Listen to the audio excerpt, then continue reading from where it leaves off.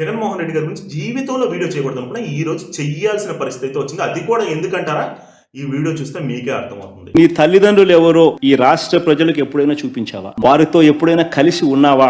ఇంటికి తీసుకువచ్చి 2 పూటల భోజనం పెట్టి వారిని సంతోషంగా పంపించావా? జగన్మోహన్ రెడ్డి గారికి రాత్రిపూట కళలు వస్తాయి.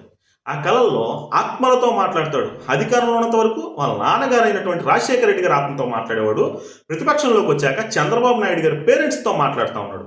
వాళ్ళు ఏమన్నారంటే, నానా జగనాలు మమ్మల్ని చంద్రబాబు నాయుడు సరిగ్గా చూసుకునేవాడు కాదు, తిండి పెట్టేవాడు కాదు, ఏం చేసేవాడు కాదు, గాలికి వదిలేశాడు నాన్న, రేపు ఉదయాన్నే ప్రెస్ మీట్ పెట్టి చెప్పు అని చెప్పి వాళ్ళు చెప్పారంట.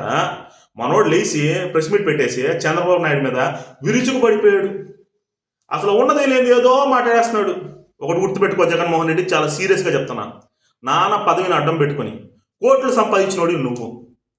మా కొడుకు సీఎం అని చెప్పి చిన్న గ్రామంలో ఉంటా సంతోషంగా గడిపిన ఫ్యామిలీ అది. వాళ్ళకి నీకు ఎంతో తేడా ఉంది. వాళ్ళ కుటుంబ సభ్యులు ఎప్పుడు కూడా సహాయం అని చెప్పి నీ దగ్గర రాలా, కానీ నీ కుటుంబ సభ్యులు బాబు గారి దగ్గరికి వెళ్ళారు.